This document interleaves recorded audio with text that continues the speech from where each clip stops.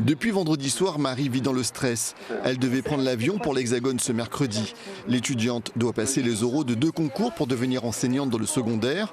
Le premier devait se tenir du 9 au 11 juin, le second du 22 au 26 juin, soit près d'un mois entier à rester en métropole, septaine oblige. Sauf que vendredi à 20h30, elle reçoit un mail du gestionnaire des concours. On passe les oraux du CAPES dans la même semaine que les oraux du KPLP. Donc pour certains étudiants, ils ont quand même une journée ou 2 journées de battement entre les 2 concours. Mais pour d'autres, ils n'ont même pas 24 heures entre les 2 concours, en sachant que les 2 concours n'ont pas lieu dans la même ville. Donc on a moins de 24 heures pour faire le trajet de Besançon à Orléans.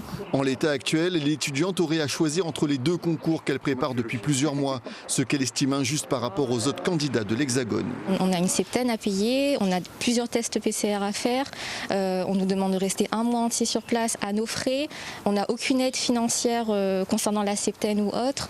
Et voilà, là on nous rajoute un stress supplémentaire avec tous ces changements de dernière minute, etc., que les candidats métropolitains n'ont pas. Ils n'ont pas ce stress.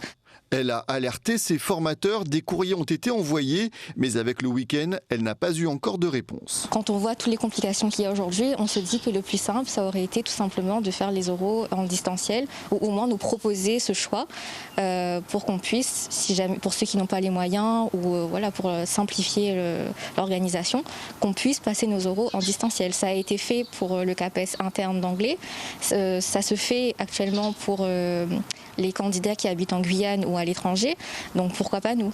À ce jour, rien que pour passer le premier concours dans l'Hexagone, Marie a déjà dépensé 1 500 € entre les billets d'avion, de train et l'hébergement sur place. Ils sont 5 autres étudiants dans son cas, à La Réunion. Il y en aurait d'autres aussi dans les autres outre-mer.